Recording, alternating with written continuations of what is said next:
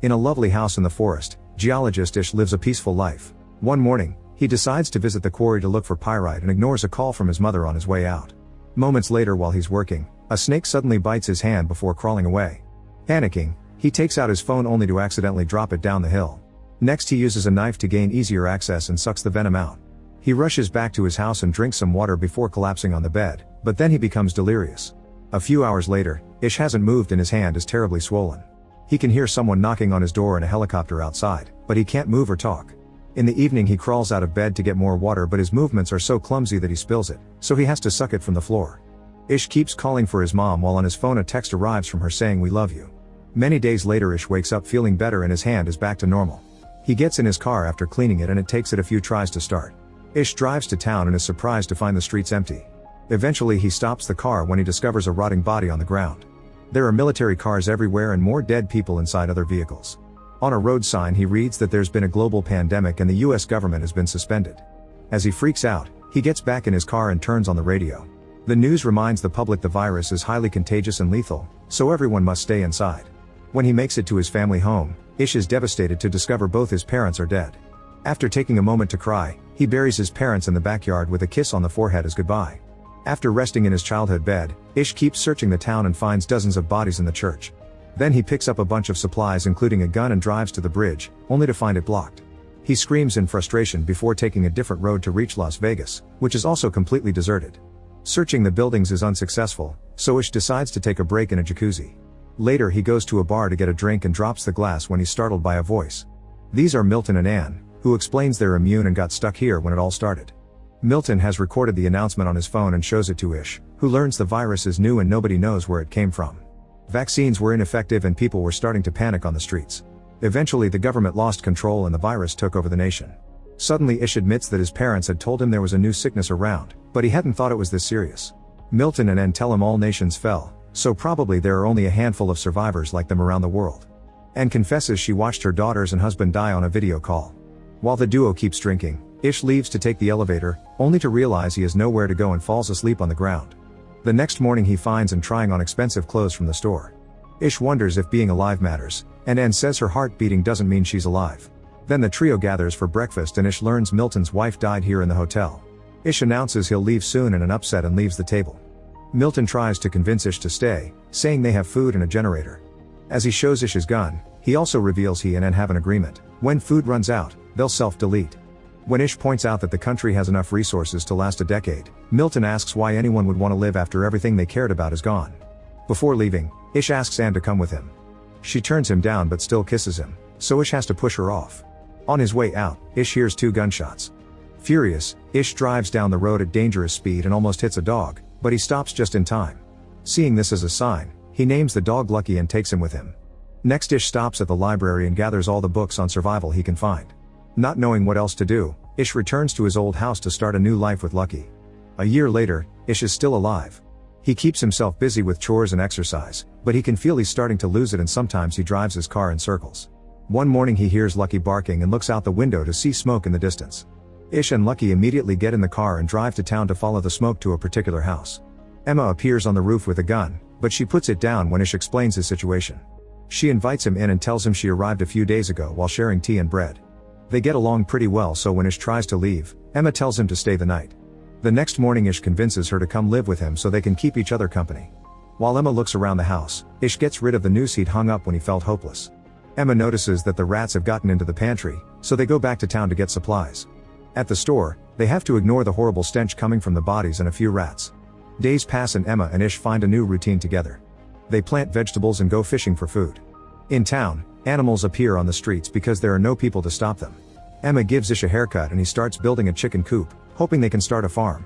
Eventually their relationship turns intimate. When Ish's car runs out of gas, he has to start filling up the tank using other vehicles in town. He also begins building solar panels on top of the house.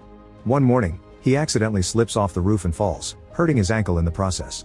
Emma helps him come inside and takes care of him while admitting she misses having more people around. Later, while he's sleeping, she looks at old pictures of her family and cries. When Ish gets better, he immediately starts building again. Emma announces she's pregnant and Ish freaks out, hesitant to bring a kid to a post-apocalyptic world.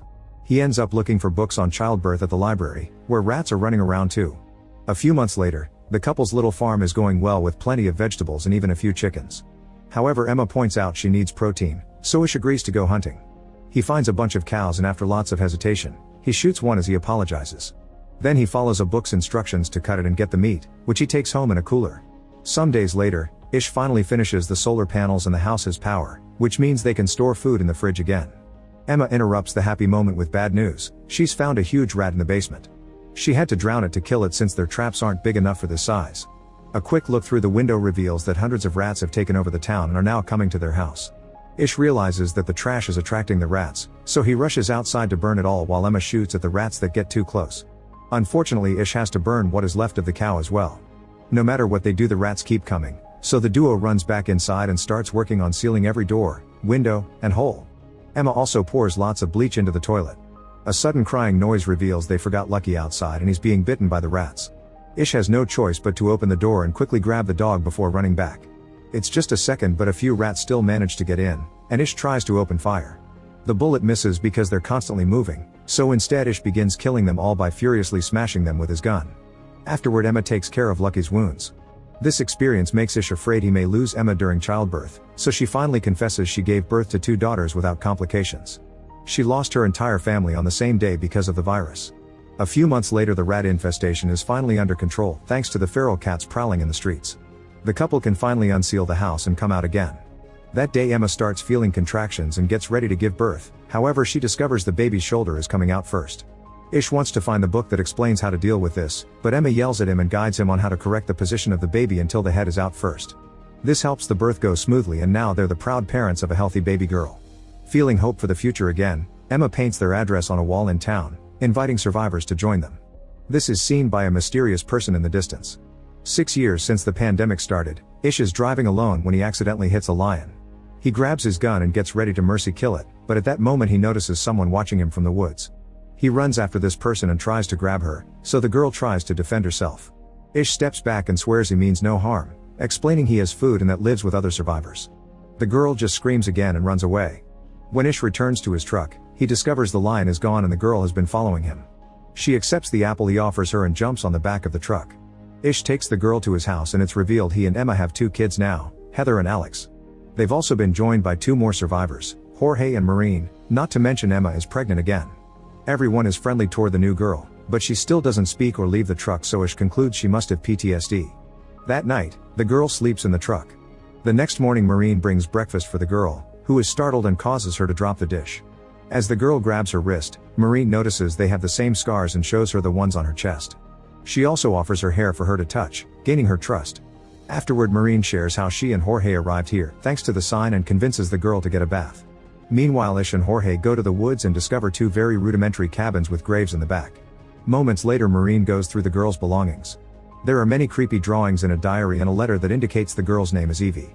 Maureen uses the name and the girl responds well to it. She even accepts clean clothes and a room to sleep in. In the evening, Maureen shares the letter with the others. It was written by Evie's mother, who begged the reader to take care of her daughter. When the pandemic started, Evie's father took out his frustrations on her and the mother was sick, so she couldn't protect her. The group agrees to welcome Maureen to their little family. Soon Emma gives birth to a lovely baby boy named Joey. A year later, the group is having a nice day when suddenly the intruder alert goes off. After leaving the kids inside with Maureen, Ish, Emma, and Jorge grab their guns and go investigate. They find an armed woman named Molly, and after a little back and forth, everyone agrees to put down their weapons. Molly introduces them to her friends Jean, Ezra, and Raif, and they all agree to go to the house. After more introductions, Maureen realizes Jean is a famous musician. The group comes from Oregon and claims they left because of a flu outbreak. Emma tells them they can stay in the neighboring house, but Ish is still suspicious. The next day, everyone gathers to go out for supplies. All the kids must stay back and Ish is very strict when he explains the rules. Molly asks about medicine, but Ish tells her it's all gone, so they should stick to food.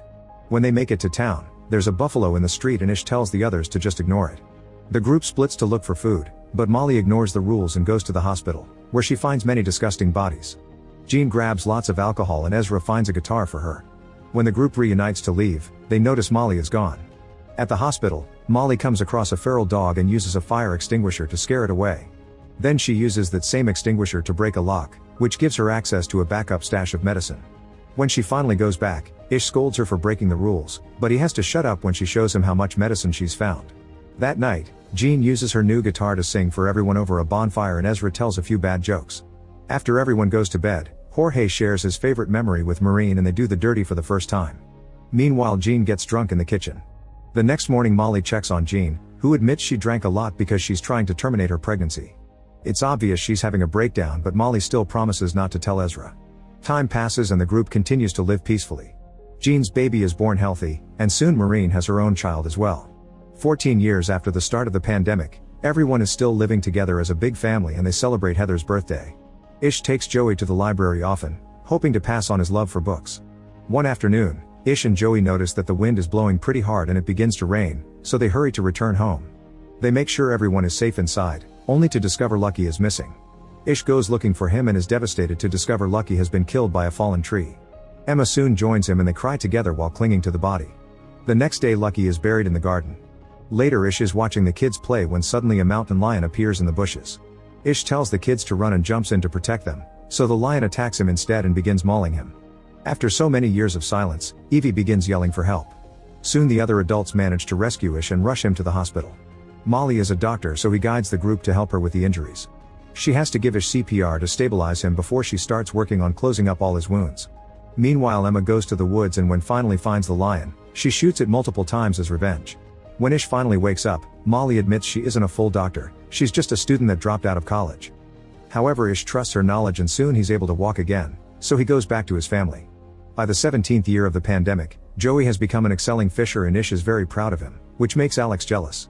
Raif and Heather are old enough to go looking for supplies alone, and while searching houses they're confused by many things from the old world. They get along well and soon they start dating. Eventually both teens are eager to see more of the world and after some discussion, their parents allow them to go. The teens fill a car with supplies and guns so they can be safe out there. Sometime later, Ezra notices that the plants are abnormally dry for this time of year. In the kitchen, Evie can't get water from the kitchen faucet and gets so nervous that she breaks the handle. A quick trip to the reservoir reveals that the water is gone because the area is going through a drought. The pipes are also rusted and broken because they haven't received any maintenance. If it doesn't rain soon, they only have a week left of water and that's only if they begin to ration. At that moment they see two vehicles passing by, so the group rushes back to the house in case these new people are dangerous. Minutes later, Charlie and Perry show up outside the gate with a canteen full of water as a peace offering.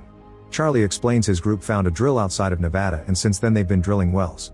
They're willing to share this knowledge, so Emma finally opens the gate for them and both groups share a meal together. Ish agrees to exchange all his spare fuel for a well, so after lunch Charlie starts digging. The whole process will take around 72 hours. In the afternoon, Ish and Charlie go hunting together and Ish is startled when Charlie suddenly shoots behind him just to kill an animal. Charlie explains he's a very good shooter because he's had lots of practice and not just on deer. Later during dinner, Charlie shows off his scars and stares at Evie, who looks back with a clear discomfort that Ish notices. The next morning, Ish tells Alex not to help Charlie with the drilling because he doesn't trust the man, but Alex thinks his father is being unfair and ignores him. Ish tries to share his concerns with Emma, who thinks he's just being paranoid. Sometime later, Charlie has a tough time breaking through a layer of rock, but after lots of effort the drill goes through and the search for water continues. Ish has to watch how his family gets along with Charlie's group to the point they're all singing together. Upset and confused, Ish goes for a walk in the woods to clear his head, only to end up getting lost. That evening Charlie shares his cigarettes with Jean, but she turns down the liquor. Charlie gets rather pushy and only backs off when Jorge comes out of the house. Meanwhile, Emma is worried about her husband and starts getting ready to go looking for him, but at that moment Ish finally comes back. Emma scolds him for disappearing without a word and Ish admits he's worried about what may happen if they find water. The next day the drill finally goes deep enough and water bursts out of the ground. While everyone celebrates, Ish tells Charlie to take the fuel and leave, but Charlie says he likes this place more than he thought. After the well is properly installed, they throw a party to celebrate, but Ish is still worried. Emma asks Perry where her group will go next and Perry says she doesn't know because Charlie really likes it here. Later that night, Ish hears a woman screaming and looks around to discover Charlie coming out of Evie's cottage while his friend Silas is keeping watch. Charlie ignores Ish's concerns and returns to his RV, where Perry is mad at him too. At the same time Ish goes to the cottage and finds Evie crying because Charlie took advantage of her. Ish's family gathers to discuss how to deal with Charlie. They don't think they can just send him away because he'll probably come back, so they have no choice but to kill him. An argument ensues since some people think it's self-defense while others think it's murder. They decide to vote and everyone says yes except for Jorge, who changes his vote when Maureen insists. Afterward Ish goes looking for Charlie and asks him to leave. When Charlie refuses, the family surrounds him and Ish hits Charlie's head with a hammer. Once Charlie falls, Ish continues to furiously smash his head until he's dead. Ezra has to stop Ish as he loses his mind and keeps repeating "we had to." Then Ish tries to wash all the blood off the hammer, commenting on the irony that the blood belongs to the person who gave them water. Emma comforts Ish and tells him he did what he had to. The next morning Charlie's body is thrown into the ocean. The family tells Perry that Charlie is gone, but she and her people are allowed to stay. Perry catches on to the real meaning and is actually relieved because she's another of Charlie's victims. Afterward they inform the rest of the group that Charlie is gone and Silas gets angry, saying Charlie never changes plans. As Ish's group gets their guns ready in case Silas reacts, Corey points out it's a good thing Charlie is gone and the rest of his group backs him up. Silas calls them all cowards and leaves the community. When Alex comes out of the house and asks about Charlie, Ish tells him he's gone because he heard Evie. Alex doesn't take the news very well. At that moment Silas comes back and asks to stay because he has nowhere else to go, pointing out Ish was the first person brave enough to fight Charlie's control. However, Ish doesn't let him in, saying Silas is at fault too for keeping guard for Charlie instead of warning the family. 20 years after the start of the pandemic, it's clear Earth is healing, thanks to the lack of humans. Joey and Corey have been working hard and have managed to build a modified version of Da Vinci's airplane. It needs a few more tweaks, but they hope they can fly it soon. Everyone is excited except for Alex, who is still jealous. In the evening Joey admits he isn't feeling well and Ish makes a root concoction for him. However, in the middle of the night Joey goes into his parents' room covered in sweat and suddenly passes out. Ish runs to look for Molly, only to discover Corey and other members are sick as well. Molly points out this is moving too fast so it can't be a common cold and suspects it may be related to the original virus. Ish begins arguing with her over how to proceed, but they get interrupted when Perry arrives saying she's also sick. Soon the entire household is helping Molly take care of the sick people. Still in denial, Ish takes care of Joey in his room and has a vision of Charlie watching them. As time passes, Ish spends most of his hours sitting next to Joey, which makes Alex angry because he knows his father wouldn't be as worried if he was the sick one. Sometime later Heather comes back, but she's alone because Raif died. She can tell her parents are tired and takes over a shift to watch Joey. No matter how many days pass though, Joey doesn't get any better, and Ish thinks he's being punished by God for killing Charlie. Getting desperate, Ish decides to cut a hole in the bridge barrier, which is big enough for him and a bicycle. Now he can finally cross the bridge and reach the big city, which is covered in plants. He rushes to the hospital and after breaking a few doors, he finds lots of medicine. During his search he has a vision of Charlie again and his guilt continues to haunt him. Ish decides to stop at the chapel and asks God to take him instead of Joey. At the house, Heather shares her journey with the others. She and Raif drove north but didn't find a single person. They got to see the beach and admired its beauty, but towns were unkept and rotten. One day, they saw some numbers with an arrow painted on a building. They started to follow them and found the same arrows painted on other buildings, trees, and even rocks, but they never took them anywhere. Eventually they decided to stay a few days on top of a mountain. Suddenly they heard a noise and a strange man appeared in the woods. Heather tried to follow him, but he ran away. When the couple returned to their tent, the man reappeared and grabbed Raif from behind. Raif tried to fight him, but the man retaliated by stabbing him with a knife. A furious Heather immediately threw an axe at him, killing him. Raif only got to say goodbye before dying as well. After burying him, Heather started to make her way home on foot because her car broke down. Hearing all this makes Gene start drinking again. As soon as Ish comes back, he starts getting things ready for a blood transfusion, hoping to pass his immunity to Joey. Heather immediately calms him down and advises him against taking extreme measures too soon. Then she tells her to go to Molly because she's created a new medicine made from U-Tree. Ish picks up Joey and takes him to Molly, who explains the medicine may take a few days to take effect. Since Joey is burning with fever, Ish gives him a freezing bath. A few days later, everyone is starting to feel better. Molly explains this is a strain of the original virus and she can only treat it because it's weaker. Meanwhile Corey asks Heather for a description of the man that killed Raif and realizes it was Silas. Now he has to decide if keeping the secret or not. Unfortunately the medicine doesn't work on Joey, who says his final words to his parents and dies in his bed. Ish doesn't take it well and drives out of the house at great speed, ignoring his family's concerns. He finds the sign Emma painted years ago and covers it up. Then he goes to the library and starts throwing and destroying the books in a fit of fury. At the house, they bury Joey with a few more people who couldn't survive the virus either and they hold a small funeral. Later Emma finds Ish still at the library with a match in his hands. She reminds him it was all already gone before Joey, but he still has other children and friends to live for. This convinces him to return to the house, but he still doesn't know how to live again. A few days later Ish goes on a hike and finds a beautiful view of the perfect sunrise, which shows what the world has become. When he goes back, he tells the kids he got it all wrong. He's been trying to teach them lessons from the old world, but now they live in a different place. Ish announces they don't need him to teach him anymore because the world is their teacher now. A year later, Ish finally forces himself to enter Joey's room. While picking up all the unused things, he discovers Joey's diary. The boy had wanted to find more people even if Ish didn't agree, and he had started to design a diagram for a radio with its own antenna.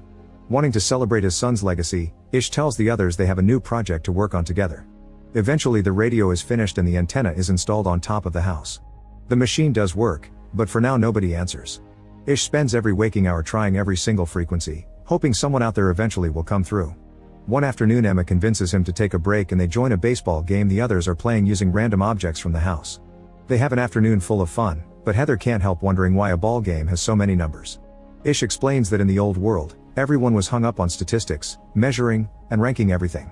Hearing this causes Heather to remember the numbers with the arrow and Ish realizes they're a frequency. The group rushes to the radio and tries Heather's numbers. After a few minutes of silence, they finally get an answer. There's a 77-member community less than 100 miles away at what used to be a state park. After some discussion, Ish's group invites these survivors to join their community. 50 years after the beginning of the pandemic, an old Ish passes his hammer to Heather's oldest son. Ish tells him that his last lesson is that men and women come and go but the earth abides. Make sure to subscribe and turn on notifications so you can watch more videos like this. Thanks for watching.